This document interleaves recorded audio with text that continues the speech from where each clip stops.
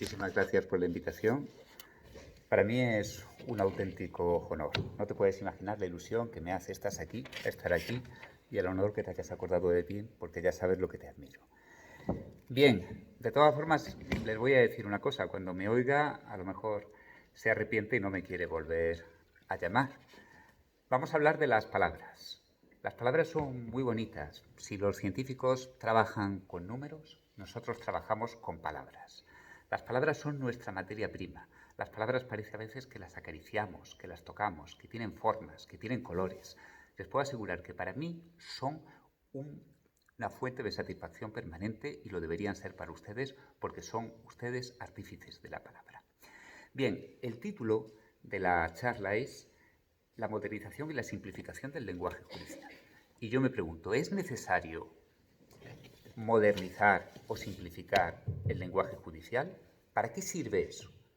Únicamente para una cosa, para que se entienda, para que sea inteligible. Miren, el lenguaje puede ser un instrumento para transmitir información, para comunicar. Es lo que se llama la función denotativa del lenguaje. Pero también puede ser un instrumento para convencer, para cambiar la realidad.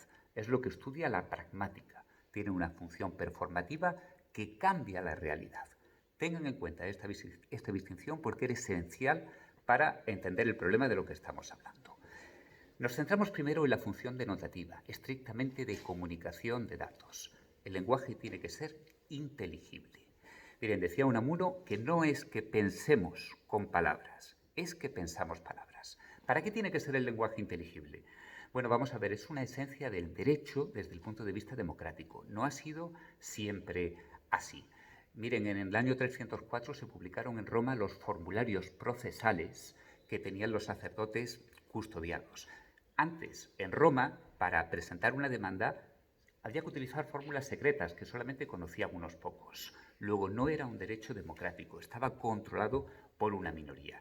También sabemos en Francia las lettres cachées, que eran cartas secretas que mandaba el rey para la detención de determinadas personas, o en los regímenes totalitarios, donde hay instrucciones y leyes secretas. En una democracia, la ley tiene que ser pública y, por lo tanto, tiene que ser comprensible, tiene que entenderse. Y ese es el objetivo fundamental. Lo demás entra en esta función de la que hemos hablado, que ya es performativa. Se suele decir, si consultamos la página web del Consejo o el libro que acaba de publicar o que publicó ya hace unos años, el Consejo en colaboración con la Real Academia Española, que el lenguaje judicial tiene una serie de vicios. Fíjense ustedes que me voy a referir fundamentalmente al lenguaje escrito porque la exposición oral, el acto de la oratoria forense, ya lo ha abandonado, ya lo ha abordado el otro ponente. Y me voy a referir a las producciones de lenguaje escrito como son los textos legislativos, las sentencias, pero sobre todo los escritos que presentan los abogados, porque muy posiblemente la mayor parte de ustedes será ese el futuro que tenga. Se dice que el lenguaje tiene que ser, que el lenguaje judicial es muy arcaico. Yo les pregunto, ¿el lenguaje arcaico es siempre ininteligible? ¿Es siempre incomprensible? Miren, si leen el Quijote, la mayor parte del Quijote se entiende. Otra cosa es que no nos interese. Yo les confieso que tengo una gran dificultad para entender el Cantar de Mio Cid, que ya tiene unos 800 años. Pero aún así, hay muchas partes que se entienden. Les pongo un ejemplo, por favor, presten atención. ¿Qué les parecen estas dos frases? Le convidarían de buen grado, mas ninguno osaba. Es una frase casi literal tomada del Cantar del Mio Cid. Y la traducción, entre comillas, al castellano moderno, lo invitarían de buen grado, pero ninguno se atrevía. ¿Dónde está la diferencia entre una y otra? Ambas son comprensibles, por lo menos para una persona culta, pero la arcaica tiene un cierto matiz. El lenguaje arcaico se utiliza muchas veces como una forma de respeto, de ritual, para marcar una determinada función. El que matare a otro, dice el Código Penal. ¿Lo entienden o no lo entienden? Claro que se entiende, pero se utiliza como una función para marcar una actividad muy concreta en el ámbito de un ritual, de un ceremonial. Por eso, el que las leyes, el que los escritos tengan un cierto matiz arcaico, no es malo en sí mismo. Es la nota, la característica de una determinada autoridad. Otra cosa es que el lenguaje no se entienda o que sea ridículo, Non fullates, cobardes, que es solo un caballero el que os persigue. Eso decía el Quijote, utilizando un lenguaje que ya no se hablaba en la época, porque en la época del Quijote nadie hablaba así, pero lo hacía para reírse de la gente carca, de la gente antigua. También se dice que el lenguaje es poco coloquial. Y yo les pregunto, ¿tiene que ser coloquial el lenguaje que se utiliza en los tribunales? Les decía que el Quijote se entiende muy bien, porque utilizaba un lenguaje llano, es lo que ahora dirían, un lenguaje estándar, perdón el barbarismo, pero vamos, está admitido por la Real Academia.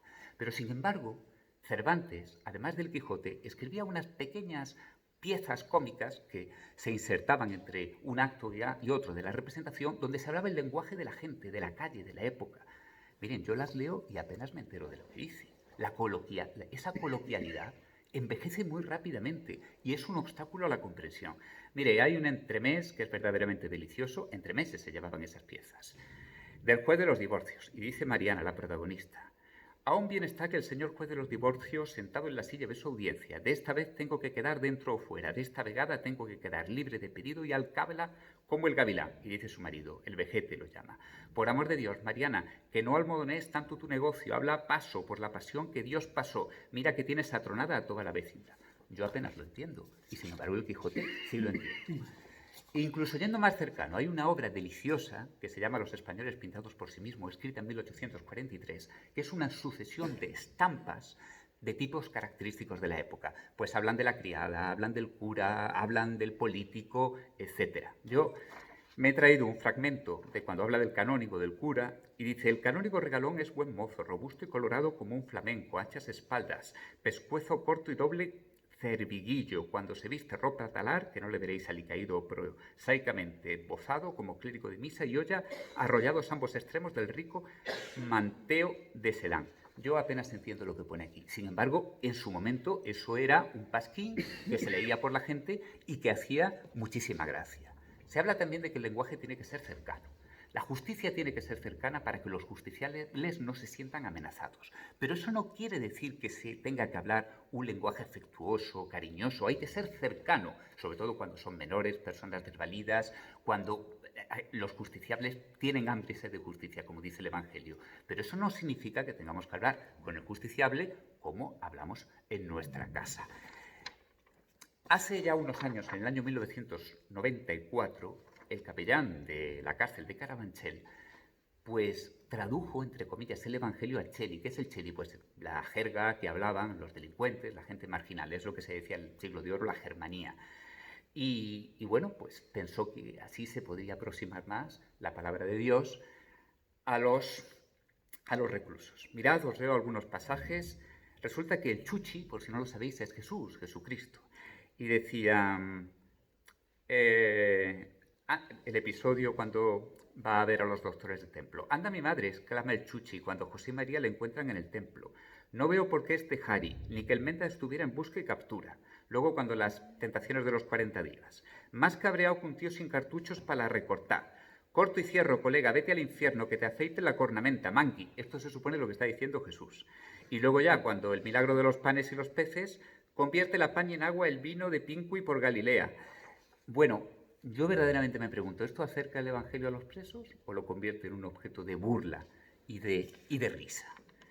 También se dice que no tenemos que utilizar latinismos. Bueno, volveré a tratar en este asunto porque lo veo un grave error. Y se habla también de que el lenguaje no es inclusivo, no es políticamente correcto. Bien, esto es diferente.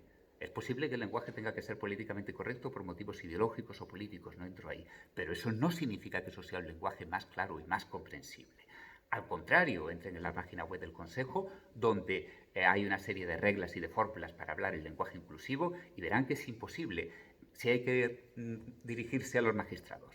Señores, las magistrados, magistradas que participan unos y unas, otros y otras, eso complica sumamente el lenguaje. Otra cosa es que cumpla una función ideológica.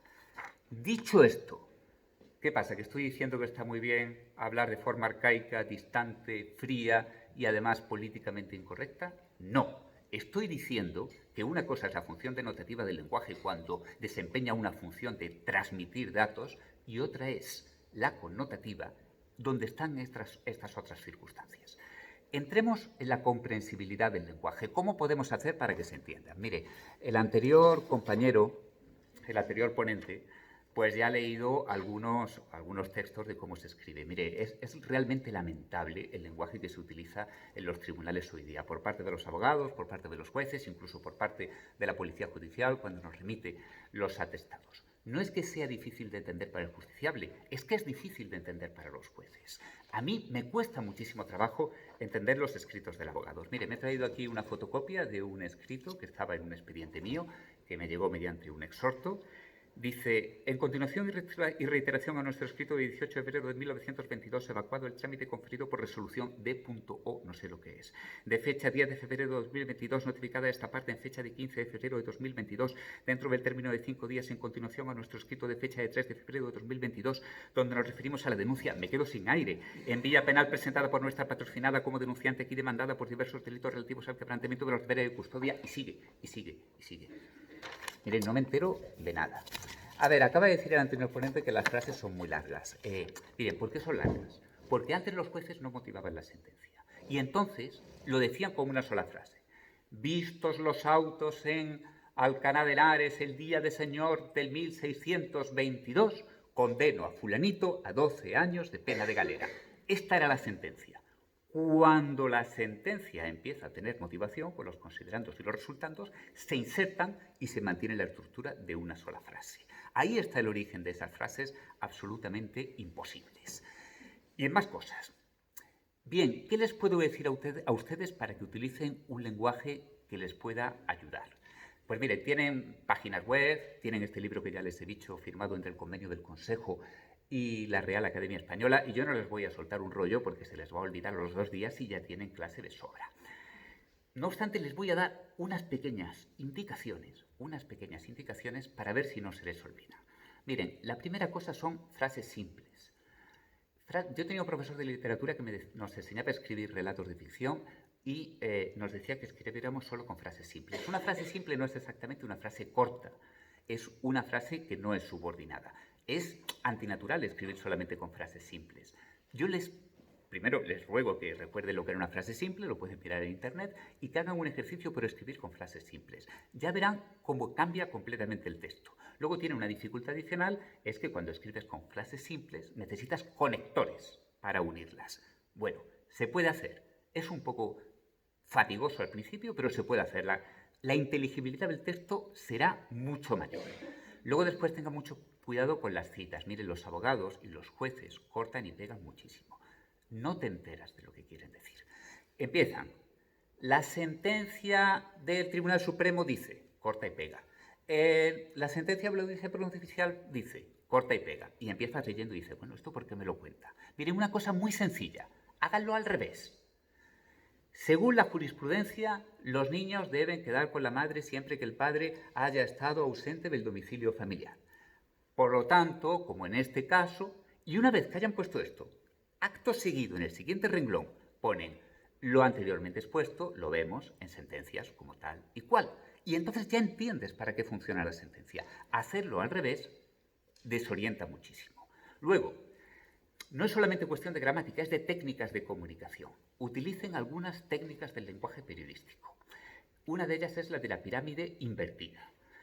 Búsquenlo en internet, es algo sencillísimo pero que no se utiliza nunca. Miren, en una novela de cine, en una novela negra de detectives, empiezan contándote algo y no sabes la resolución del problema hasta el final. Fulanito se levantó por la mañana inquieto, se despidió de su mujer mientras tomaba café, luego recibió una llamada cuando iba por la calle, notó que alguien le seguía y luego pues al final de la novela te enteras pues que lo van a chantajear, que no sé qué, no sé cuántas, que han matado a alguien. En los escritos judiciales, sobre todo en los abogados, tiene que ser exactamente al revés. Fulanito mató a menganito tal día a tal hora. Y luego explican todo lo demás. Escuchen, yo como juez las paso canutas cuando me presentan querellas por delitos económicos. Son sencillamente ilegibles, porque empiezan. Fulanito, nacido en tal día, contrajo matrimonio tal día, creó tal empresa tal día, fue al registro de la propiedad, al registro civil, al registro no sé qué tal día, se produjo una ampliación de capital tal día, luego después resulta que no sé qué, no sé cuántas. Y al final de 20 o 25 folios te dice, fulanito, que era administrador de la empresa, se apropió de 100.000 euros que no le correspondían. Pues muy bien, eso hay que ponerlo al principio, no al final. Si no, mire, le voy a decir una cosa, y no se lo digo tanto a los estudiantes como a los abogados. No nos enteramos de nada. Lo lee la oficina, lo ve el fiscal. Llegas allí y estás desconectando. No se pueden escribir 30 folios para enterarte de qué va la cosa al final. Eso es simplemente impresentable. Por lo tanto, recuerden 3 consejos sencillísimos.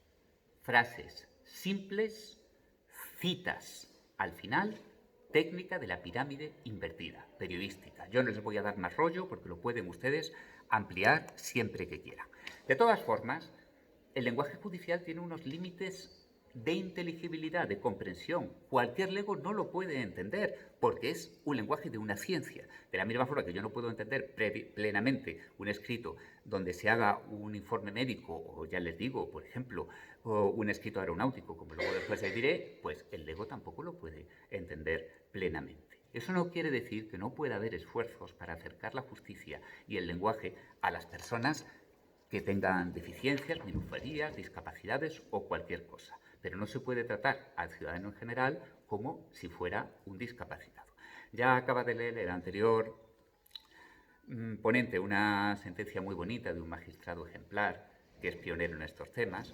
Y yo les puedo decir que el Consejo General del Poder Judicial tiene un servicio de traducción, entre comillas, de las sentencias a un lenguaje llano, a un lenguaje natural. Tengo aquí una que me he bajado del Instituto, del Colegio de Abogados de Oviedo, que tiene un fallo típico que, estimando parcialmente la demanda interpuesta por la representación de don X, debo declarar y declaro la incapacidad parcial de don X, restringidos actos de contenido patrimonial y decisiones sobre su salud, en concreto en las siguientes cuestiones: para celebrar contratos, préstamos, donaciones u otros actos de disposición matrimonial o de contenido económico. Bueno, y luego pues está traducida a un lenguaje comprensible, a un lenguaje llano. Según el juez, necesitas ayuda para firmar contratos, préstamos y donaciones de dinero y cualquier otra actividad con dinero o tu patrimonio. En el caso de que quieras vender tu casa, tu tutor te tendrá que pedirte autorización del juez. Puedes manejar dinero de bolsillo, 10 euros al día. De verdad, no lo digo como una pregunta retórica. ¿Creemos que deberíamos escribir los jueces como si estuviésemos hablando para personas con discapacidad, para discapacitados? No lo digo por preguntar, simplemente pongo la pregunta en el aire. Tal vez es lo que debiéramos hacer, no lo sé. Pero lo que quiero decirles es que cuando se habla de que el lenguaje es arcaico, distante o frío, muchas veces nos estamos moviendo en el ámbito performativo del lenguaje y en el fondo lo que hay es una lucha de poder, porque el lenguaje de los jueces se manifiesta en un escenario de solemnidad, con corbatas, togas, salas, rituales, ceremoniales. Es una forma de marcar la existencia de un poder del Estado.